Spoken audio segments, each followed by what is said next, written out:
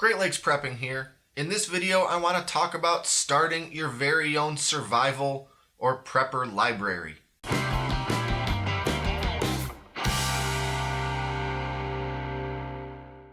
Now, I've been collecting information for a while now in the form of books, manuals, articles, and so forth. But recently I started thinking about how I wanted to consolidate all of that information and knowledge into one sort of convenient and easy place where I could always have it with me no matter where I'm at or what situation I'm in. And not just specifically survival knowledge, but also my own personal information, such as financial and insurance documents, vehicle titles, mortgage deed, my will and testament, things like that. There's a lot of different ways you could go about putting together something like this, and in this video I thought I'd show you the way that I'm going about doing it in hopes that maybe it inspires somebody to get something like this going for themselves, whether they do it the way that I'm doing it or come up with their own way. So basically my idea involves taking all of the digital knowledge and information that I have that's in the form of ebooks and manuals and articles and documents and images and consolidating them all into one place that I could pretty much always have on my person. So what I came up with was a micro SD card. This little teeny tiny piece of plastic that's smaller than a postage stamp that in this case holds 200 gigs of data. They make ones that are much smaller and they make ones that are bigger. But for about $20, I can store pretty much all the information that I could ever need to have or think to have for myself. Hundreds of ebooks, thousands of articles, countless images, even videos if I found that worthwhile. And not only that, but you may or may not know that Wikipedia actually makes it available to download the entirety of their library, their encyclopedia, onto your own computer. And you need a special sort of app or reader to be able to access and view the Wikipedia articles, and I haven't gotten to that point yet, but I bring it up just because it's kind of a marvelous thing that at any point in time you could download all of Wikipedia, which is of course the biggest collection of knowledge and articles and encyclopedia stuff in the world that's ever been collected, and hold it in your hand on something like this. It would take up a pretty good chunk of the size of this SD card, but it would still fit with plenty of room left over for all of my other stuff. So that is definitely on my list of things to do, because who doesn't want all of Wikipedia at your fingertips should your internet connection go down? Anyway, we're going to move over to my computer and I'm going to kind of walk you through how I've structured and organized the digital information that I've amassed so far, and talk a little bit about how I would plan to access it and even grow my repository in the future. Alright, let's open up the micro SD card, and here's what we got so far. Now, this is still a work in progress, and you know what? It probably always will be. As I find new information and new documents and new things to add to this card, I'm going to do so. But for now, I've got it categorized into a few folders here so far. We've got amateur radio. This is some various information about ham radio and some frequencies and some cheat sheets and things like that that I like to reference. This Android folder is just sort of a system folder that was automatically created by my Android tablet, which I'll talk about in a couple minutes. Documents, you know what? This is where I've got things like financial documents, receipts for things, for insurance purposes, that kind of stuff. My will, of course, some various contact info. If my phone ever dies and I don't know anyone's phone numbers, I got a copy of that sort of thing in here. I'll mention the last thing I need to do before I'm kind of happy with this folder is I'm going to encrypt and password protect this documents folder. That way, if it ever did get lost or fall into someone's hands, they wouldn't be able to basically see my whole life on this SD card. So that's just good digital security right there. Encrypt this folder right here. But really what this video is more about is the information, the articles, the books, the knowledge. So that's kind of where these three folders really come into play. As I find libraries and sort of repositories of information, I'll save them. And the first one that I did a while back, I can't remember what it was called or where I even got it, so I've just sort of named that library one. The one that I'm pretty thrilled about is this one, which is the Stick Survival Index. I downloaded this from a website called The Stick, and they make a lot of information available for free, a lot of survival knowledge, articles, and things like that. They also do a lot of religious texts, like an e-version of the Bible and stuff like that. But their survival index is super elaborate. I mean, it's just got tons and tons of folders, and inside a lot of these folders are even more folders. So let's just pick one of these, survival. We've got Army Survival Manual, Nuclear War Survival Skills, just all sorts of stuff. Let's pick another one here. I don't know, stoves. You see inside of here, there's even more subfolders with just tons of information. I mean, there are just tons and tons of articles inside of here. And in the Stick Survival Index, it's all in PDF format, which is super easy. Pretty much everybody can view PDFs on pretty much any kind of device. Let's just pick one of these. Let's go pellet fuel.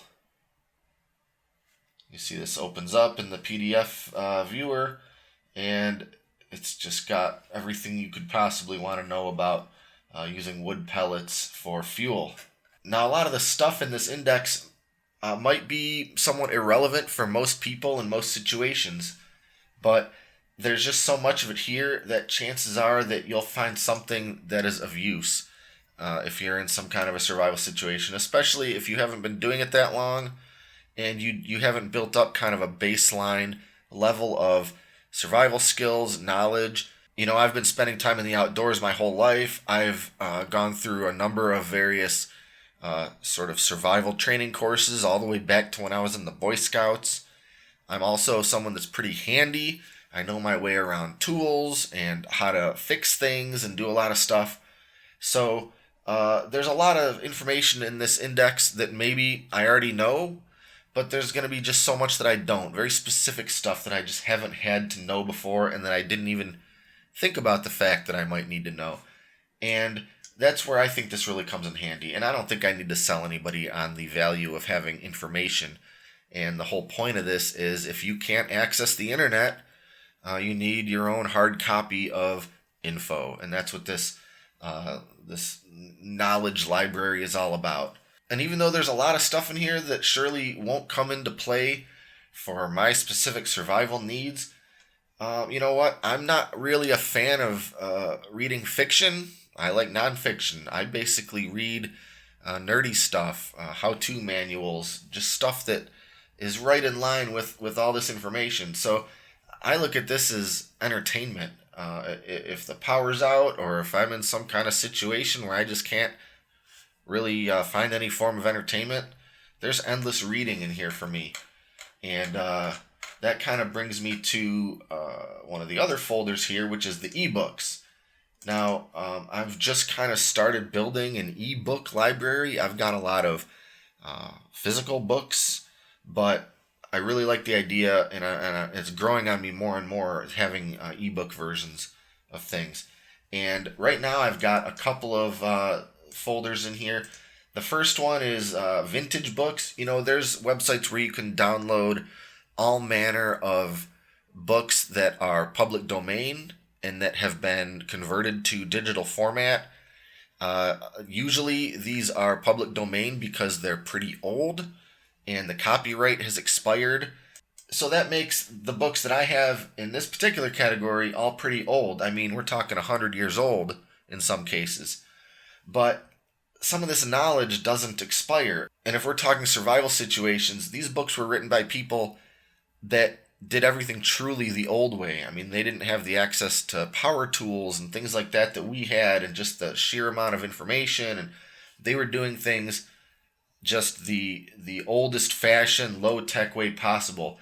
And we're talking about woodcraft and camping survival. There's one in here somewhere about trap making.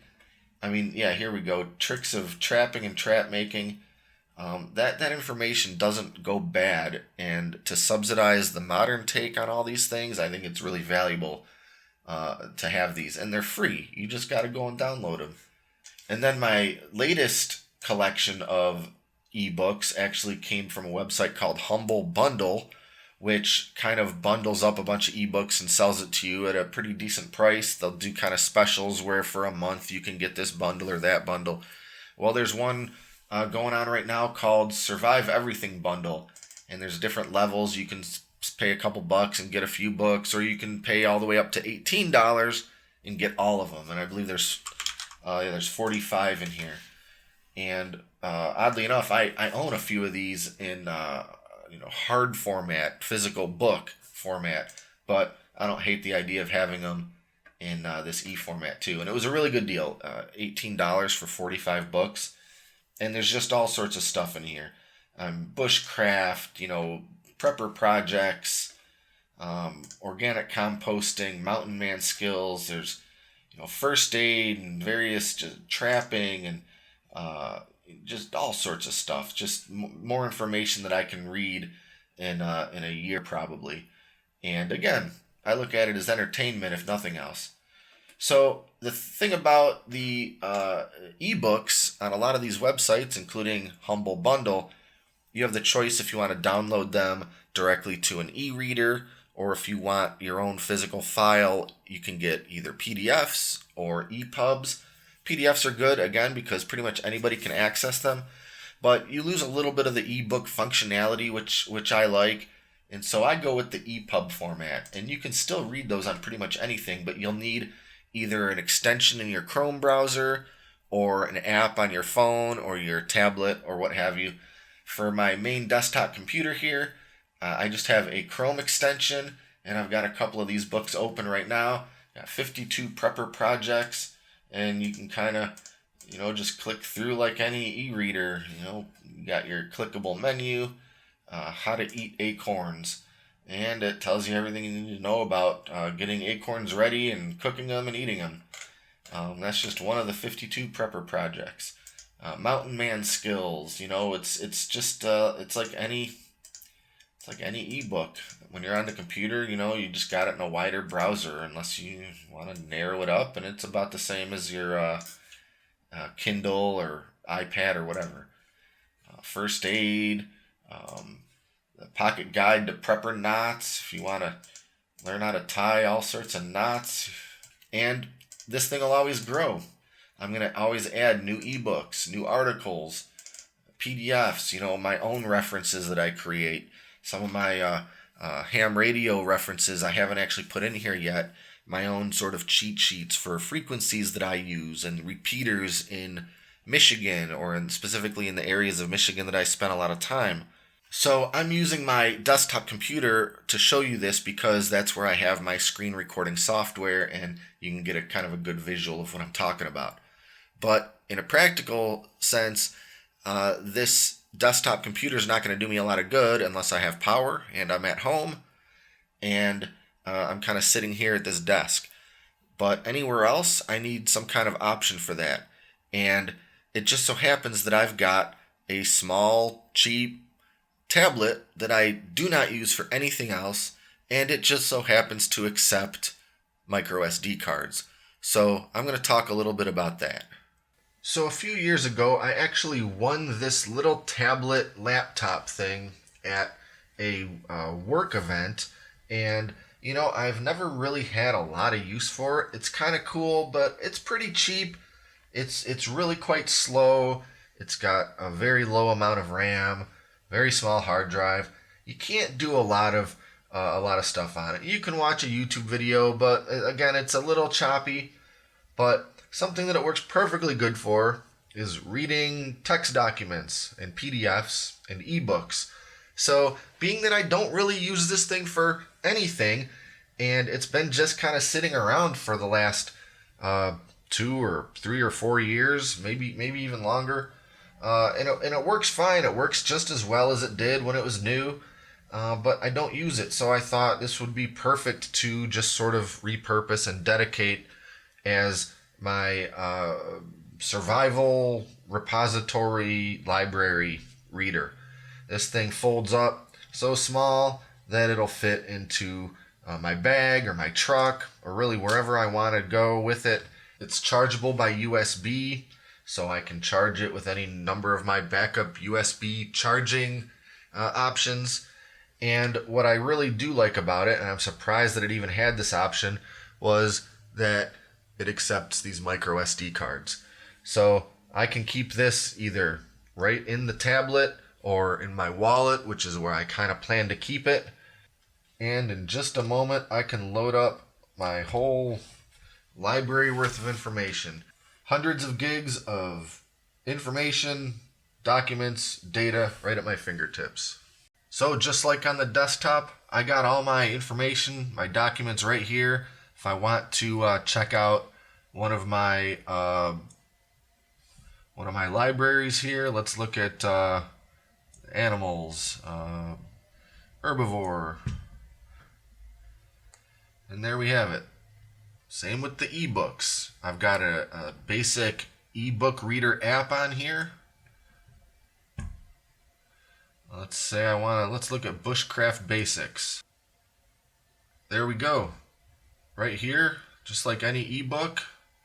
If I want to read it in portrait mode, this thing has a cool little feature where all I have to do is pop this thing off of the keyboard, and now it's a regular tablet.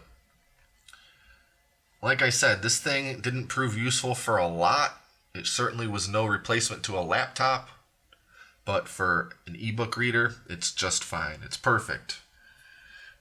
No complaints. So that's it. I mean, I'm not telling you anything that you don't already know about using an ebook reader or a tablet or anything. Mostly the point of this video is to talk about how much information you can store in such a small place. I know this isn't anything especially new that you can put so much data on such a small piece of media, but it's still kind of amazing to me. And the fact that this little thing right here holds 200 gigs of data for about $20. And this is not by any means the largest micro SD card you can get capacity wise. I just figured 200 gigs gives me a lot of leeway and the price was right, so I picked one up. That being said, you could certainly use a USB flash drive if you prefer, or a small portable hard drive. For the sake of storing this in my wallet, I figured you couldn't get much better than this. That being said, this thing's almost too small for me to feel comfortable putting in my wallet because I feel like it's going to get lost.